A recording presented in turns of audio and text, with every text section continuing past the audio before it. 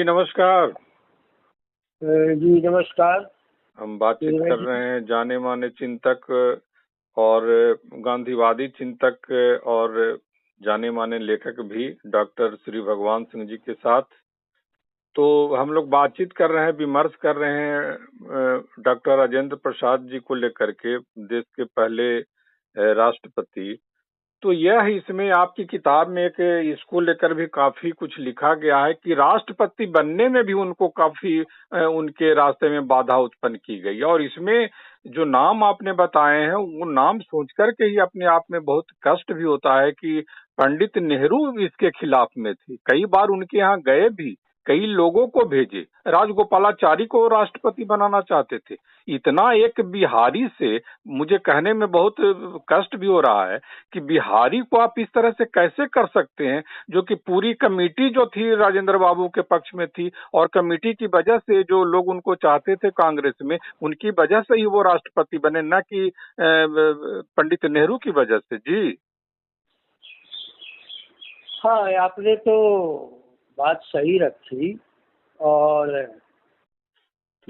और इस किताब में जो मुझे बहुत सारे तथ्य विभिन्न स्रोतों से मिले, उसके आधार पर मैंने देखा कि अपने देश के प्रथम प्रधानमंत्री और प्रथम राष्ट्रपति, इन दोनों के जो चुनाव हुए हैं वो हमारे लोकतंत्र के एक बहुत बड़े अंतर्विरोध को प्रकट करते हैं।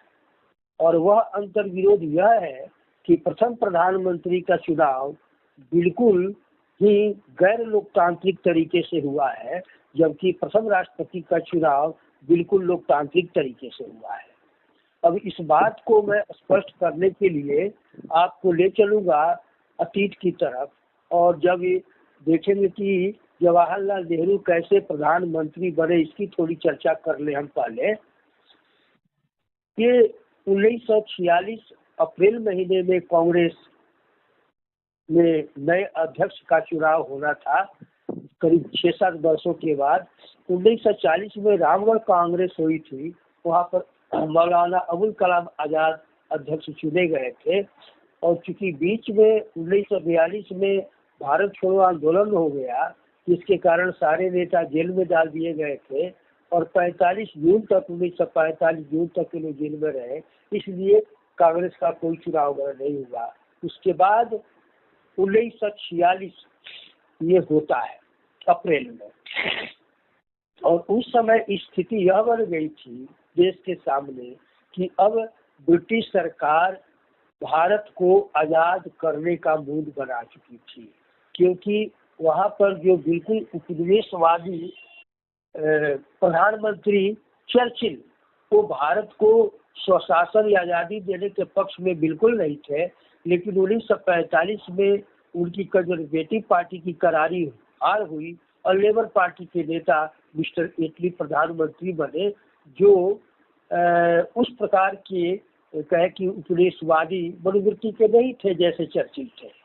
और दूसरी चीज की दूसरे विश्व युद्ध के कारण इंग्लैंड की आर्थिक और सामरिक शक्ति बुरी तरह से ध्वस्त हो चुकी थी, और अब वह स्थिति में नहीं था कि भारत जैसे विशाल उपनिवेश को वह अपने काबू में रख सके। इसलिए वह उन लोगों ने मन बनाया, और फिर 1944 देखेंगे अप्रैल में गांधी जी को छोड़ा जाता है आगा खां पैलेस में जो कैद थे वहां से।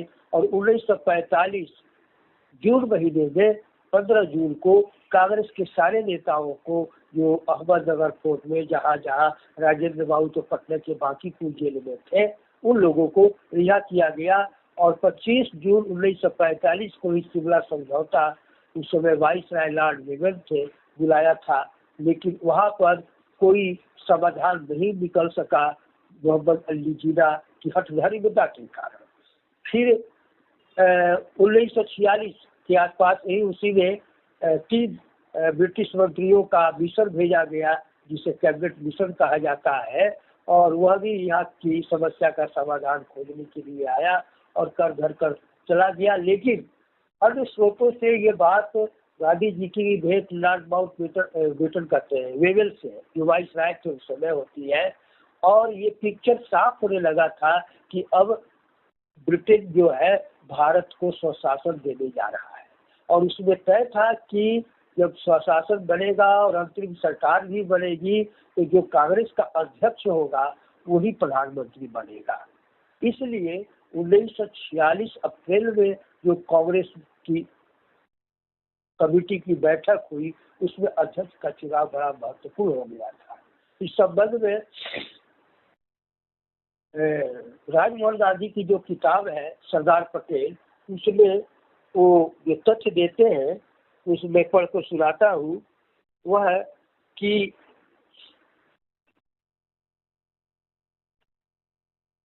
आजाद का कार्यभार नेहरू ने ग्रहण कर लिया, इसलिए जब अंतरिम सरकार का गठन हुआ तो नेहरू प्रधानमंत्री बने।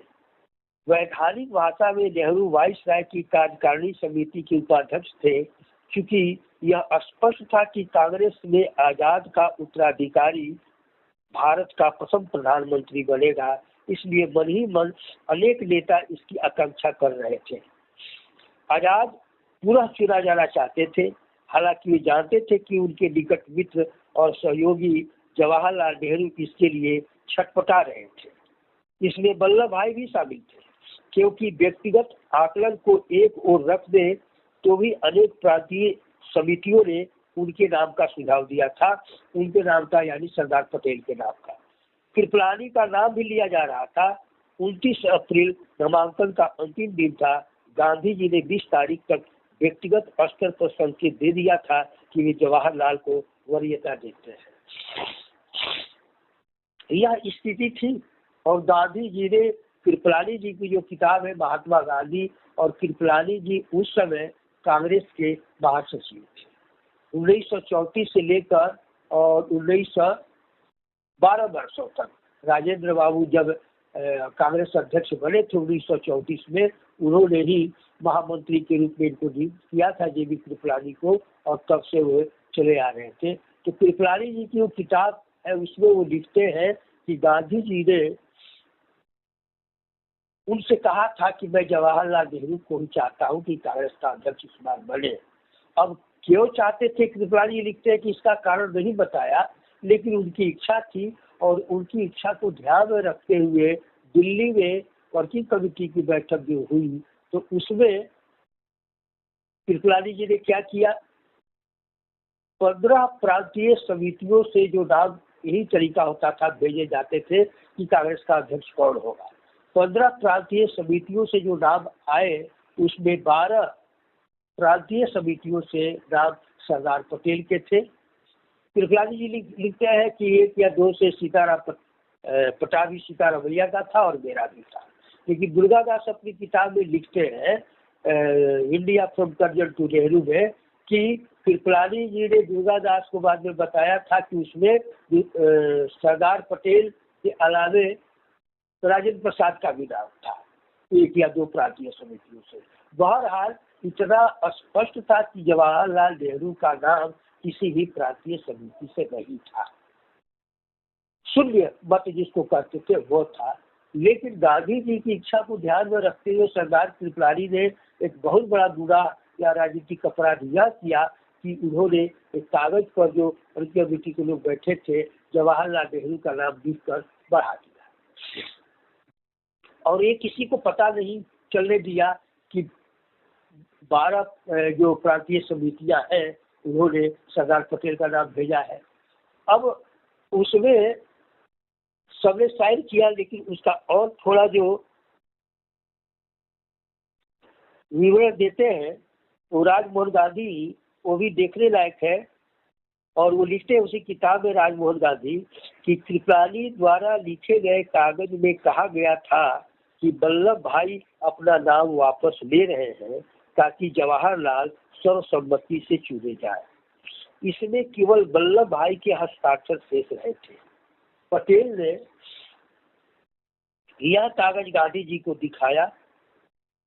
अपनी पसंद होते हुए भी गांधी जी ने जवाहरलाल को पटेल के पक्ष में पीछे हट जाने का एक अवसर दिया और नेहरू से कहा, आपके नाम का सुझाव किसी भी प्रांतीय समिति ने नहीं दिया, केवल कार्यकारिणी समिति ने ही आपके नाम का सुझाव दिया है।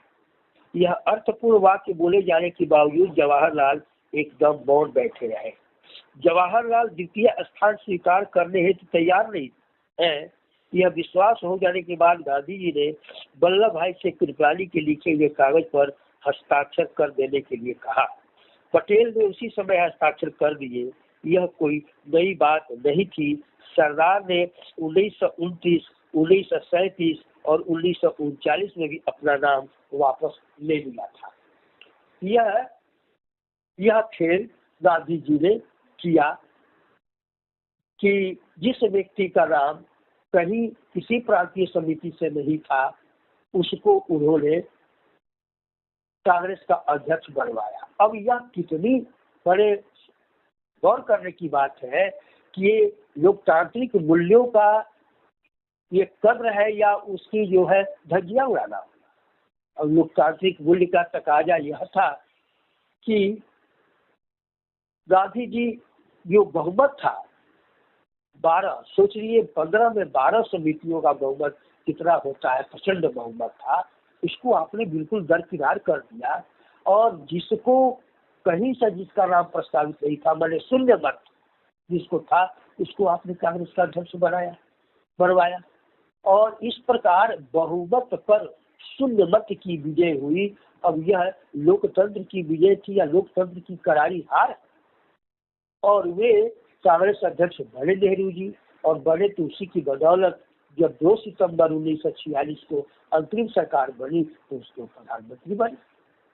तो ये पहला प्रधानमंत्री जिस नेहरू जी के विषय में हम गिरदावरी गाते हैं कि लोकतंत्र के मसीहा थे, बहुत ही लोकतांत्रिक आदमी थे, बहुत ही ये थे वो थे, तो ये क्या लोकतांत्रिक आचरण था? न गांधी जी का था, न उनके ये चेला नेहरू जी का था। अगर लोकतांत्रिक चेतना या लोकतांत्रिक मूल्य के प्रति आदर का भाव होता नेहरू जी में, तो वो कहते कि नहीं, सरदार पटेल को अध्यक्ष बनना चाहिए, क्योंकि उनका नाम जो है 12 प्रांतीय समितियों से है और मेरा नाम चूंकि कहीं से नहीं है, इसलिए मैं अपना नाम वापस लेता हूँ।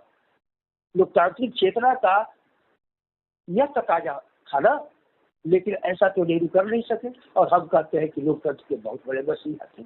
डॉक्टर रामविलास शर्मा की जो किताब है नई कविता और अस्तित्ववाद, उसमें उन्होंने एक जगह लिखा है कि जवाहरलाल नेहरू ने 17 वर्षों तक देश में लोकतंत्र प्रजातंत्र चलाकर अवसर दिया कि ये वामपंथी या कम्युनिस्ट पार्टियां जो है ये कुछ कर सके, लेकिन नहीं कर सके। तो ये ऐसे जवाहरलाल थे लोकतंत्र को चलाने वाले, जिनको सब मान। ये रामविलास शर्मा भी मैंने नेहरू जी को नहीं समझ पाए थे। हम लोग खैर बाद में उस पर बातचीत करेंगे जी। हाँ, बाद में करेंगे। अरे हम भी नहीं समझ पाए, बहुत लोग नहीं समझ पाए, क्या कीजिएगा। इस प्रकार का के इर्द गिर्द एक प्रभाव मंडल बना दिया गया था और आज भी है। तो अब यहाँ पर सवाल है, देखिए गांधी जी के संबंध में अजीब लगता है कि क्यों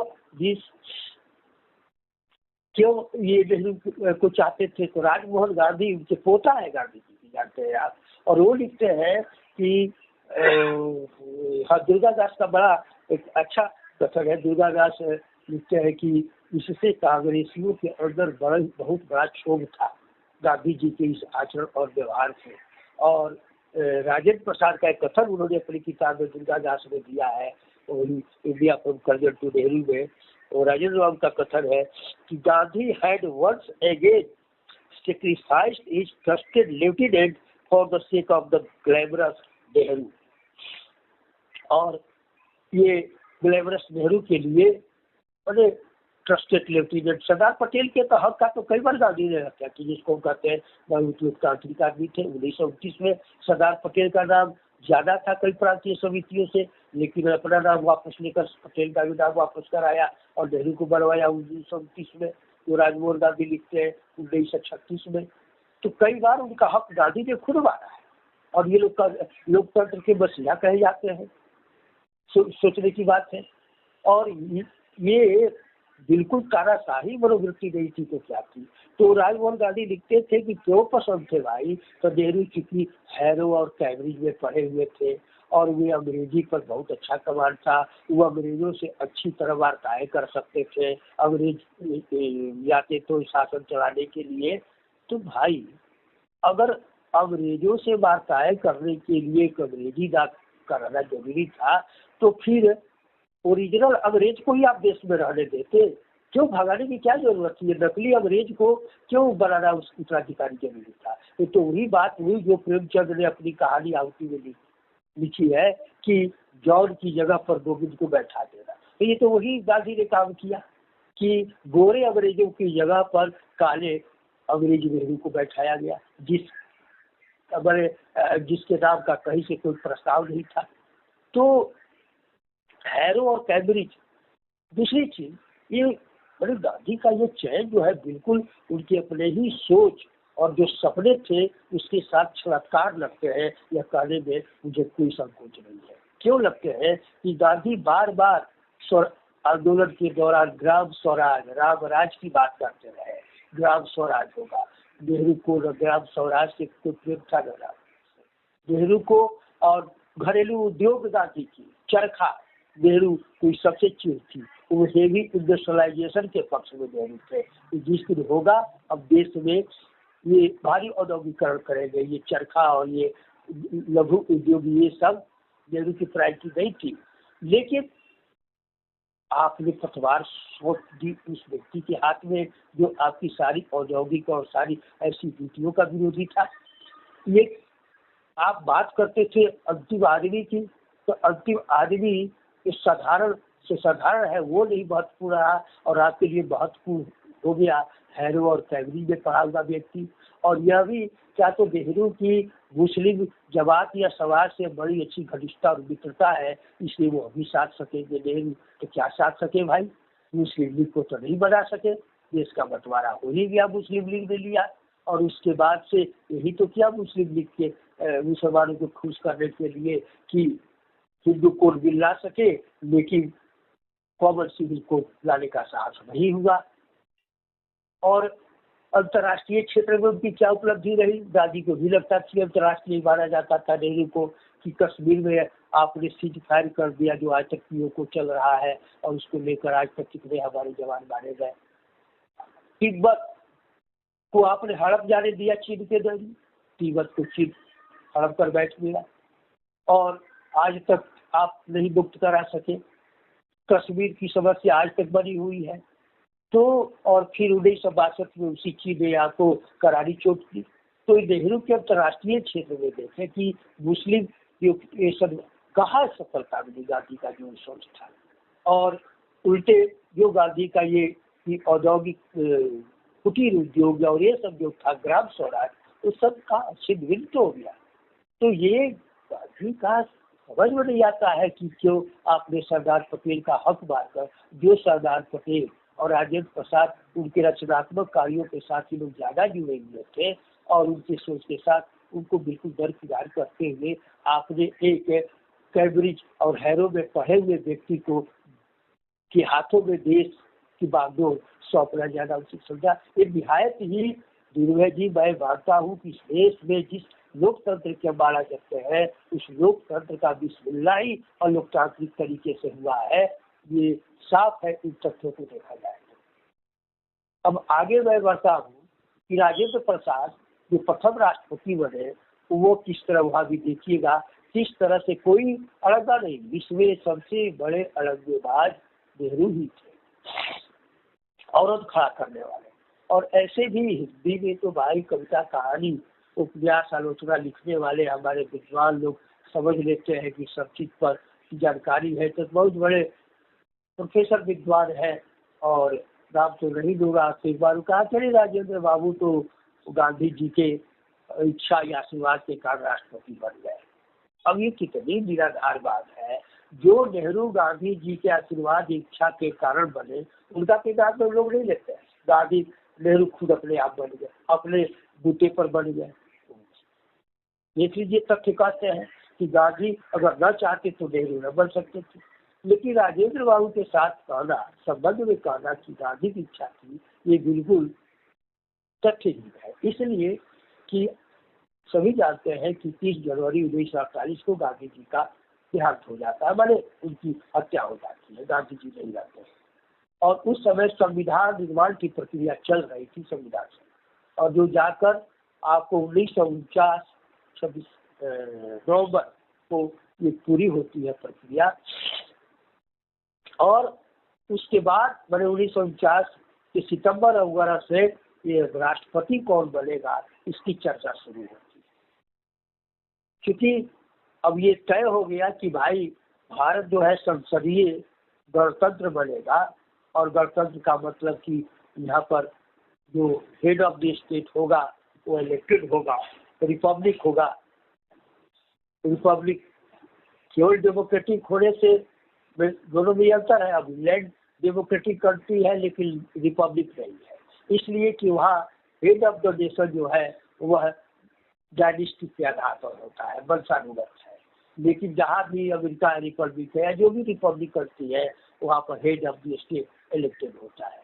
तो भारत जब तय हो गया कि रिपब्लिक बनेगा तब हुआ कि उसका हेड ऑफ द स्टेट राष्ट्रपति कौन बनेगा।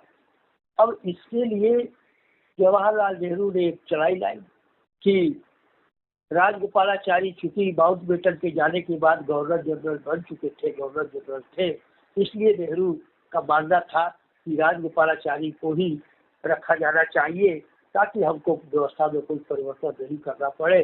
साल भर के अंदर वो बहुत कुछ जान चुके हैं और ये वो लाइन चला गई। लेकिन कांग्रेस के अंदर बहुत बड़ा तबका, बहुत बड़ा क्या 85% राजेंद्र बाबू के पत्र हैं जो उन्होंने पत्र लिखा है सरदार पटेल को, और साफ साफ लिखा कि कांग्रेस के 85% लोग चाहते हैं कि मैं राष्ट्रपति पद स्वीकार करूं, इनकार न करूं। अब इसमें जरा इन लोग का पत्राचार जो है वो देखना दिलचस्प है। 10 सितंबर 1949 को जवाहरलाल नेहरू ने राजेंद्र बाबू को जो पत्र लिखा उसमें कहा उन्होंने, प्रिय राजेंद्र बाबू, चूंकि संविधान सभा का सत्र समाप्त होने को है, हमें शीघ्र निर्णय कर लेना होगा कि आम चुनाव होने तक अंतरिम अवधि के लिए राष्ट्रपति का चुनाव किस पद्धति से किया जाए। चयन की पद्धति के अतिरिक्त हमें यह भी स्पष्ट सोच लेना है कि किस व्यक्ति को खड़ा करना है। इस अल्पावधि के लिए हमारे शीर्षस्थ सहयोगियों के बीच चुनावी मुकाबला अत्यंत दुर्भाग्य की बात होगी। वल्लभ भाई से इस विषय पर मेरी बात हुई और हमारा विचार हुआ कि विभिन्न दृष्टिकोण से सोचने के बाद सबसे सुरक्षित और अच्छा रास्ता यह होगा कि आवश्यक परिवर्तन सहित वर्तमान व्यवस्था ही चालू रखी जाए, यानी राष्ट्रपति के रूप में राजा जी ही सर्वोच्च पद पर बने रहे। इसलिए कम से कम परिवर्तन करना होगा और शासन तंत्र वाले की तरह चलता रहेगा। बेशक राष्ट्रपति पद के लिए आपका चुनाव स्वागत योग्य होता, लेकिन आपको लाने से फिर बदल और प्रशासन में पुनर्व्यवस्थाएं करनी होगी। साथ ही इस समय राजा जी को हटाए जाने का अर्थ उनके काम की निंदा करना होगा। यह बहुत दुर्भाग्यपूर्ण होगा। इन्हीं कारणों से वल्लभ भाई और मेरा विचार हुआ कि सर्वसम्मति से चुनाव के लिए राजा जी का नाम पेश किया जाए। आशा करता हूं कि आप इसे सहमत होंगे। इस मामले में उपयुक्त यह होगा कि राजा जी के नाम का प्रस्ताव किसी अन्य व्यक्ति के बजाय आप करें। यह नेहरू जी ने 10 सितंबर 1949 को पत्र लिखा और नेहरू जी को करीब 1 महीना के लिए 1.5 महीने के लिए विदेश यात्रा पर जाना था, तो चाहते थे कि विदेश यात्रा पर जाने के पहले ही राष्ट्रपति का नाम जो है तय हो जाए। पत्र इन्होंने लिखा। अब राजेंद्र बाबू ने भी इसका जो जवाब दिया, पत्र लंबा है, वो बड़ा ही बारक जवाब है जो उसमें जो उसका थोड़ा सा अंश सुनाते कि आप कहते हैं कि मेरे चुने जाने से हेर फेर होंगे और पुनर्व्यवस्था करनी होगी और राजा जी को नहीं चुना उनके काम की निंदा करने जैसा होगा। यह बात स्पष्ट नहीं है कि इस विषय में परिवर्तन और पुनर्व्यवस्था से कतराना क्यों, जबकि सारी संविधान सभा जिसने संविधान तैयार किया आपकी सलाह से विघटित और पुनः निर्वाचित होने जा रही है, और यह भी तब जब इस देश का अधिकांश भाग में उपयुक्त निर्वाचन मंडल या इस तरह का तदर्श निर्वाचन मंडल तक नहीं है जिसने वर्तमान सभा को चुना था। ये सारे परिवर्तन इतने बड़े और महत्वपूर्ण है कि इनके आगे इंग्लैंड के नरेश द्वारा नियुक्त गवर्नर जनरल के स्थान पर वैध संविधान द्वारा स्वीकृत राष्ट्रपति पद के लिए किसी को चुनना बहुत मामूली और छोटी बात है। पता नहीं आपको यह बात सूझी या नहीं कि आपके तर्क के अनुसार मध्यावधि के बाद किसी अन्य व्यक्ति को राष्ट्रपति पद के लिए खड़ा करना राजा जी के कार्यों की और अधिक निंदा होगी। आपको आश्चर्य नहीं होना चाहिए जब इसी तर्क के आधार पर मैं सोचूं कि पहले मुझे प्रत्याशी बनाकर और फिर मुझे अस्वीकार कर आपने और वल्लभ भाई ने मेरी और मेरे आदर्शों की, मेरे कार्यों की जो इतने वर्षों तक मैंने आपके शासन में किया, निंदा की है। शायद यह मेरी ना समझी थी कि मैं स्वयं को आपका विश्वास पात्र साथी समझता था। बहुत मिलाकर जिसे कहते हैं ये करना, वो राजेंद्र प्रसाद ने किया है। और जो पत्र में नेहरू जी ने लिखा कि वल्लभ भाई से मेरी बात हुई, वो बिल्कुल झूठ। वल्लभ भाई से उन्होंने कोई बात की ही नहीं थी। ये जो इसके बाद जो नेहरू जी ने पत्र राजेंद्र बाबू को लिखा, उसमें उन्होंने स्वीकार किया है और 11 सितंबर को पत्र लिखा जिसमें स्वीकार किया है कि क्या आपने मुझे और शायद परोक्ष रूप से वल्लभ भाई को भी गलत नहीं समझा। मैंने जो भी आपको लिखा उसमें वल्लभ भाई का कोई हाथ नहीं है। वल्लभ भाई से कुछ पूछे या सलाह मशविरा किए बिना बिल्कुल अपने मन से मैंने आपको पत्र लिखा। अब बताइए, जो गांधी के सबसे बड़े उत्तराधिकारी माने जाते हैं, जो गांधी सत्य और अहिंसा के लिए, और उनका यह उत्तराधिकारी ये सत्य से बिल्कुल विचलित होकर अलग उबार को छोड़कर और झूठी बात वो पत्र में राजेंद्र बाबू को लिखी कि वल्लभ भाई से मेरी राय हुई है, बात हुई है और उन्होंने भी ये कहा है। और अब जाकर जब राजेंद्र प्रसाद ने इस प्रकार का जवाब दिया, तब ये दूसरे पत्र में स्वीकार करते हैं कि मैंने वल्लभ भाई से कोई पूछा। अब ये बातें लोगों के सामने आए तब न पता चला कि महानता के इस आवरण में कितनी जो है क्षुद्रताएं छिपी हुई है, कितना कपट छिपा। छोटी सी ही टिप्पणी कीजिएगा कि बिहारी को लेकर के नेहरू जी के मन में जिस तरह से और भी कांग्रेसियों के मन में ये रहा है, क्या आपने कभी ऐसा आपको लगा, गेस हुआ कि बिहारियों के प्रति इनका कहीं ना कहीं एक है कुछ? बिहारियों का, बिहारी को लेकर नहीं, लेकिन जगजीवन आपका एक लेख है तो जगजीवन बाबू ने लिखा है उसमें कि नेहरू राजेंद्र बाबू को बिल्कुल ही देहाती टाइप का आदमी समझते थे और समझते थे कि ये जो है ये हमारे देश विदेश के बड़े बड़े नेता जो सोफिस्टिकेटेड कल्चर के लोग हैं, हाई फाई वाले हैं, उनके साथ ये तालमेल नहीं कर पाएंगे, उनके साथ बड़े मिसफिट हो गए। ये नेहरू का, बिहारी को बात नहीं आती है कि बिहारी के कारण इसका विद्वता में, ज्ञान में और डिग्री में जवाहरलाल नेहरू से राजेंद्र बाबू बहुत आगे थे। हाँ, examiner is better than examiner, तो जवाहरलाल नेहरू की कॉपी में किसी टीचर ने नहीं लिखा था, इसी में नहीं लिखा था। और भी बातें हैं उसको तो हम लोग यहीं पर बात कर लें, इसको स्पष्ट कर लें कि इसमें नेहरू का कितना गंदा रोल हो रहा था। देखिए सरदार पटेल भी तो 2 वर्षों तक इंग्लैंड में बैरिस्ट्री पढ़कर आए थे, उन्होंने भी बैरिस्ट्री पढ़ी थी इंग्लैंड जाकर। और उनको उनके भाई भी विठल भाई भी, हाँ विठल भाई पटेल पहले गए थे, बड़े भाई थे, और उसके बाद फिर वल्लभ भाई पटेल गए पढ़ने बैरिस्ट्री। उम्र का भी कोई सम्मान नहीं, 14-15 साल उम्र में बड़े थे, 14 साल बड़े थे। तो कोई उनको तो था जो उनके हाँ में हाँ मिलाए और एक प्रभाव मंडल वो समाजवाद और ये बात कर करके इनको को मोहाविष्ट किए हुए थे उस समय। प्रकाश नारायण से लेकर राम मनोहर लोहिया सब उनके पीछे थे और इन लोगों को ओल्ड गार्ड करते थे। और सब भी है, चर्चा मैंने किताब में दिया है कि किस तरह कि ये लोग आउटडेटेड हो गए हैं। ये तो वो सब तो बातें अलग है। राष्ट्रपति पर जो है कि ये नहीं चाहते थे और कि राजेंद्र प्रसाद बने, जो इसके कारण थे। राजेंद्र प्रसाद का अपना वो जो मेधावी था, जो उनका अपना जो भी रिकॉर्ड था उसे नेहरू को कोई मतलब नहीं था। और इसलिए यह बड़े आप देखें कि इसमें कितना अलोकतांत्रिक आचरण इनका हो रहा है। ये स्वीकार कर लिया कि सरदार पटेल से नहीं किया मैंने। अब इसमें और भी इन लोगों के पत्राचार है जिसमें जो फिर सरदार पटेल को राजेंद्र बाबू ने जो पत्र लिखा उसी में उन्होंने कहा कि ऐसे ऐसे मेरे पास कांग्रेस के सारे लोग मैंने उसमें दिया है कि 85% लोग आ रहे हैं मेरे पास और कह रहे हैं कि आप ऐसे समय में हमारे साथ विश्वासघात नहीं कीजिए। विश्वासघात सबका उपयोग किया है और विश्वासघात नहीं कीजिए और आप राष्ट्रपति पद का स्वीकार कीजिए।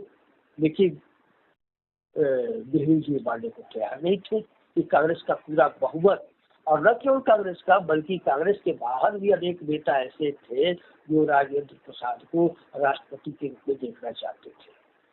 लेकिन तो इस संबंध में अब ज्यादा नहीं, मैं 2 व्यक्तियों का पत्र जो है उनका जो लेख है मुझे मैं जिक्र करूंगा, और जो ज्यादा प्रमाणित इस विषय को या इस बात को बनाएगा। उसमें एक महावीर त्यागी है। महावीर त्यागी संविधान सभा के सदस्य थे और बड़े ही धाकड़ नेता थे, मंत्री वगैरह भी रहे नेहरू में और लाल बहादुर शास्त्री जी में रहे सब। तो महावीर त्यागी का एक मुझे लेख मिला जिसमें उन्होंने इस बात का जिक्र किया है। उसका अंश ये बहुत दिलचस्प है और जानने लायक है। पिछले का अंश में पढ़कर सुनाता हूँ निर्भय जी। एक रात को महावीर त्यागी का है। एक रात को जवाहरलाल जी ने प्रस्ताव किया कि विधान लागू होते ही भारत के राष्ट्रपति पद पर राजगोपालाचारी को नियुक्त किया जाए। हमने प्रस्ताव किया कि विधान परिषद के अध्यक्ष बाबू राजेंद्र प्रसाद को ही प्रथम राष्ट्रपति नियुक्त करना चाहिए। बहुत गर्मा गर्मी की बहस हुई। जोश में आकर जवाहरलाल जी ने खड़े होकर चुनौती के रूप में कहा कि यदि राजगोपालाचारी को आप स्वीकार नहीं करते हैं तो आपको अपनी पार्टी का नेता भी नया चुनना पड़ेगा। मैंने उनसे सवाए जोश में चिल्लाकर सभापति महोदय से कहा कि इस प्रकार की धमकी से हमारी राय बदलने की कोशिश करना कहाँ तक न्याय संगत है। इस धमकी के उत्तर में मेरा कहना है कि हर व्यक्ति को अपनी सम्मति के अनुसार कार्य करने की स्वतंत्रता है। हम तो राजेंद्र बाबू को चुनना चाहते हैं, यदि वे त्याग पत्र देना चाहते हैं तो दे दे, हम किसी दूसरे साथी को पार्टी का नेता चुन लेंगे। मामला इतनी तेजी से पकड़ गया कि पार्टी में फूट पड़ जाने के डर से स्वर्गीय डॉक्टर पट्टाभी सीतारमैया ने बैठक स्थगित कर दी। इसके तुरंत बाद ही जवाहरलाल जी अमेरिका चले गए। उनके वहां से वापस लौटने के 2 दिन बाद मुझे सरदार पटेल का टेलीफोन आया कि डॉक्टर राजेंद्र प्रसाद ने तो जवाहरलाल जी को लिख कर दे दिया है कि वो राष्ट्रपति पद के उम्मीदवार नहीं है। मेरे पैरों के नीचे से धरती खिसक गई। फौरन अपनी जीप लेकर राजेंद्र बाबू के घर पहुंचा। वे कमरे के फर्श पर दरी बिछाए चरखा काट रहे थे। मैं तो बचपन से कांग्रेस परिवार की नालायक औलाद समझा जाता था। कमरे में घुसते ही मैंने पूछा, राजेंद्र बाबू क्या सचमुच आप मैदान से भाग निकले? बोले, भाई तुम ही बताओ मैं क्या करता। अमेरिका से लौटते ही शाम को जवाहरलाल मेरे घर आए और बोले, राजेंद्र बाबू मेरी अपील है कि आप राजा जी को निर्विरोध चुना जाने दें। बस मैं लाजवाब हो गया और उनके कहे अनुसार मैंने लिख कर दे दिया कि राजगोपालाचारी के राष्ट्रपति चुने जाने में मुझे कोई आपत्ति नहीं है और मैं उसका उम्मीदवार नहीं। यह सुनकर मैंने गुस्से से चिल्लाकर कहा, राजेंद्र बाबू याद रखना, मैं भी कांग्रेस में एक अव्वल नंबर का गुंडा हूँ। जिस तरह से तुमने हमारे साथियों के साथ विश्वासघात किया है, मैं उसका बदला लिए बिना नहीं छोड़ूंगा। मैं चौराहे पर तुम्हारी टोपी उछालूंगा, बिहारी बुद्धू कही के। यह कहकर मैं चल पड़ा। महावीर त्यागी लिख रहे हैं। देखिए बात तो आई, बिहारी बुद्धू कहीं के बात तो आई। हाँ तो ये तो महावीर त्यागी कहते हैं ना। हाँ तो ये कहीं ना कहीं एक मेंटेलिटी तो है ही ना। जैसे आप भी बाहर में रहे होंगे, जेएनयू में पढ़ाई किए, तो कहीं ना कहीं एक चीज तो है कहीं ना कहीं की बिहारी मेंटेलिटी या बिहारी को लेकर के एक भाव तो बना हुआ है अभी भी। क्योंकि नेहरू जी के जितना मैं पढ़ा है संदर्भ में बिहारी शब्द का प्रयोग मैंने नहीं देखा, इसलिए मैं नेहरू जी के संदर्भ में इसका प्रयोग करने से बच रहा हूँ।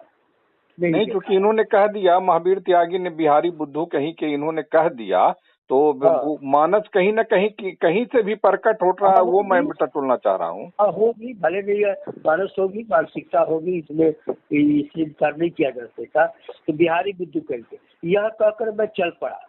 सुनो मैंने एक न सुनी और सीधा सरदार के घर चला गया। उनको सब हाल बताया तो बोले, जब तुम्हारा दुल्हा ही पालकी छोड़कर भाग गया तो बारात कैसे चढ़ेगी? उन्होंने तुमको नहीं पूछा, यह तो समझ सकता हूँ, पर कम से कम हमको तो टेलीफोन कर देते। 20 वर्ष के हमारे साथी हैं।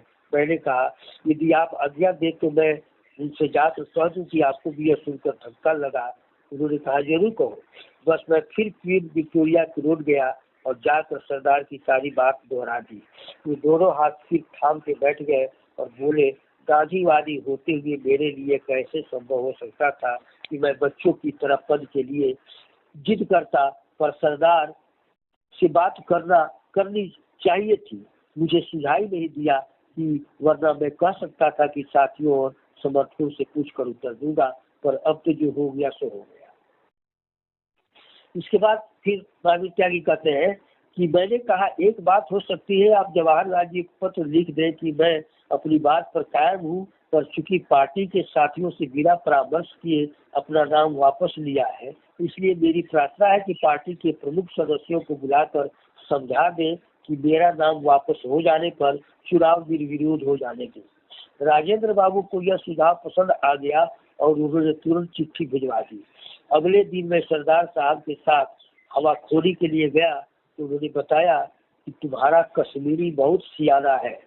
उसने कांग्रेस सदस्यों की बैठक आज शाम को मेरे घर बुलाने का निश्चय किया है, ताकि लोगों का मुंह बंद रहे। इसलिए सबको अपनी बात मुलायम शब्दों में रखनी होगी। मैं बाबू सत्यनारायण के पास गया और क्योंकि वे हमारे वीप थे, उनको अपने पक्ष वाले नाम लिखवा दिए ताकि उनको अवश्य मीटिंग में बुलाया जाए। बस शाम 4:30 बजे औरंगजेब रोड पर सरदार जी की कोठी के सामने वाले चबूतरे पर बैठक हुई।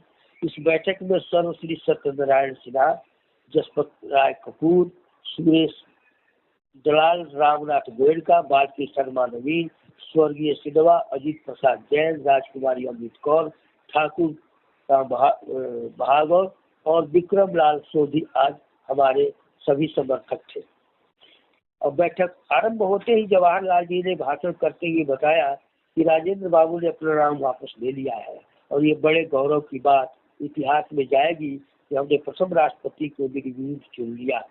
ये तो मैं जानता हूँ कि राजगोपालाचार्य का नाम उनके सन 1942 के आंदोलन का विरोध करने के कारण कांग्रेस वालों को बहुत अच्छा नहीं लगेगा, पर यदि विदेशी खिड़की से झांका जाए तो राजा जी का व्यक्तित्व बहुत ऊंचा है।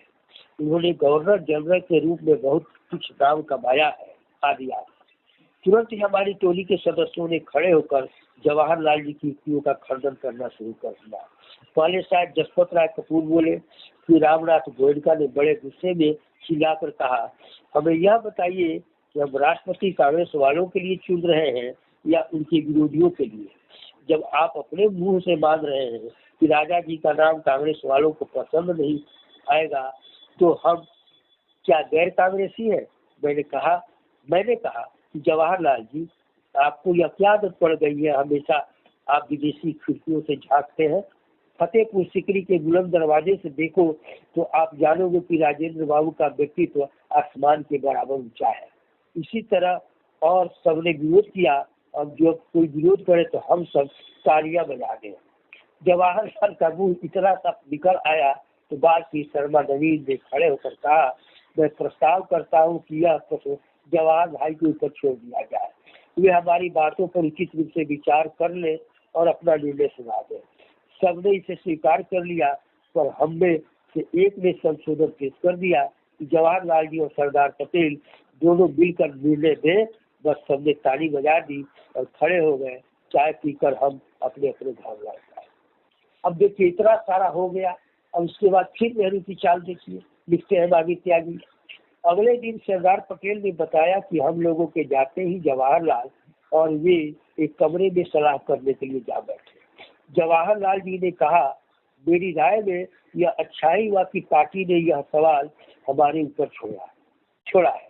राजेंद्र बाबू तो उम्मीदवार है नहीं, इसलिए हमें अपना निर्णय राजगोपालाचार्य के पक्ष में दे देना चाहिए। सरदार ने कहा, प्रस्ताव के शर्तों के अनुसार हमें पार्टी की आवाज का फैसला देना है, अपनी आवाज का नहीं। पार्टी के अधिकांश लोग राजेंद्र बाबू को चाहते हैं, हमें अपनी राय नहीं बतानी, वह तो सबको पता है। हमको पंच फैसला देना है, क्या आपकी राय में बहुमत राजा जी को स्वीकार करेगा? इसको सुनकर जवाहरलाल जी ने चुपके से कहा, तो आप फैसला सुना दो कि हम दोनों की राय में राजेंद्र बाबू को ही राष्ट्रपति चुना जाना चाहिए। इस तरह राजेंद्र बाबू चुने गए। अब देखिए बहादुर त्यागी, क्योंकि अब सबसे सारी बातें प्रमाणित है, किस तरह से ये सबके कहने के बावजूद जवाहरलाल जी एकांत में सरदार पटेल से दोनों कहते हैं कि राजगोपालाचार्य को ही हमने बनाया। बड़े आप कहते हैं कि लोकतांत्रिक है, तो भाई जहाँ इतने सारे सदस्यों का मत था राजेंद्र प्रसाद के पक्ष में, कांग्रेस के बड़े 85% लोगों का, और सब कह रहे हैं वहाँ पर केवल आप अपनी पसंद को थोपे जा रहे हैं। ये कौन से लोकतांत्रिक चेतना हुई भाई? ये कौन से लोकतांत्रिक मूल्यों का आदर और सम्मान हुआ? तो ये नेहरू की तो पूरी तरह से अधिनायकवादी मनोवृत्ति थी और अपनी इच्छा को थोपना चाहते थे। अगर सरदार पटेल नहीं आते और केवल इन्हीं पर, तब तो राजेंद्र बाबू गए थे, नहीं बन सकते थे। लेकिन सरदार पटेल के अड़ने के कारण नेहरू की जो अपनी इच्छा थी पूरी नहीं हो सकी। इस प्रकार और जसवंत राय का कपूर जो है वो भी संविधान सभा के वक्तव्य भी मैंने दिया है। अब वही बातें हैं, मैं नहीं दोहराना चाहता, क्योंकि देख रहा हूँ कि 40-45 वर्ष समय शायद होने जा रहा है।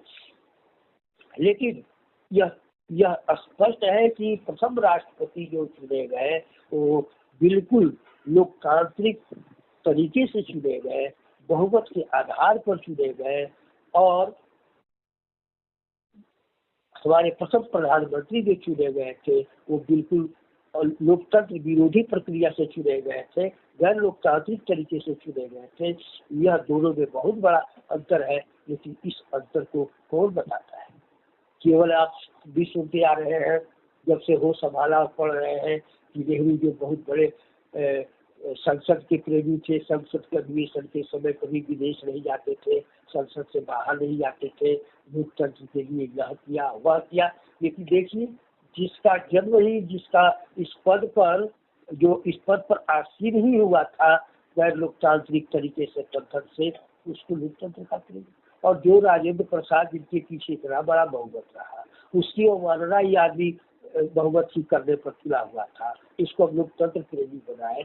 यह तो सुनने वाले भी शायद मुझे कहेंगे। इसलिए मेरी कोई व्यक्तिगत अपनी राय नहीं है, जो कुछ भी मैं कह रहा हूँ या आप सुन रहे हैं तो सारे तथ्यों के आधार पर है।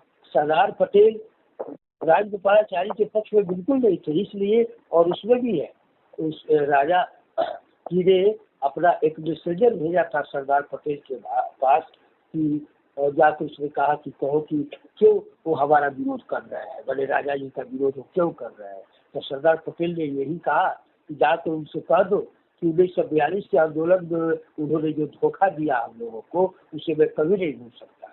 दरअसल 1942 के आंदोलन जो हुआ था, इसमें राजा जी इसके खिलाफ थे, विरोध में थे, वो जेल वगैरह नहीं गए थे और उसे सहमत नहीं थे। वही बात कि मैं उन्हें कभी इसके लिए माफ नहीं कर सकता। तो सरदार पटेल को न चाहने का बहुत बड़ा कारण, राजा जी को न चाहने का बहुत बड़ा कारण था 1942 का वो आंदोलन में उनका विरोध। और इस प्रकार राजेंद्र बाबू राष्ट्रपति चुने गए। और इन तथ्यों को मूल्यांकन करें, नहीं तो नहीं जाने बगैर। अभी 1 साल पहले की बात है, दिल्ली यूनिवर्सिटी में वहाँ प्रोफेसर अनिल राय जी है, उनसे मिलने गया था, तो वहाँ एक लेक्चरर ही था वहाँ का हिंदी का, और बात चली तो कहने लगा कि राजेंद्र बाबू तो वो पूरा नेहरू जी के समर्थन से और ये वगैरह राष्ट्रपति बने, क्या बने। तो निकाल में भैया पढ़ो तो पहले तथ्य क्या है, इसी तरह से तुम लोग बताओगे नई पीढ़ी को, तो क्या नई पीढ़ी सही जानकारी उसको प्राप्त होगी। तो इस प्रकार बिना जाने अभी भी बहुत लोग हैं तथ्यों को नहीं याद है, लेकिन आप जो ये बना रहे हैं ऑडियो और ये इसके जरिए भी बात बहुत लोगों के पास पहुंचेगी और पहुंचनी चाहिए। और आपने समय निकाला, उसके लिए बहुत बहुत आभार। हम लोग संवाद जारी रखे हुए हैं, आगे भी यह विमर्श जारी रहेगा। बहुत अच्छा काम कर रहे हैं निर्भय जी, बना रहे हैं और दे रहे हैं। आपको भी बहुत बहुत धन्यवाद जी। नमस्कार।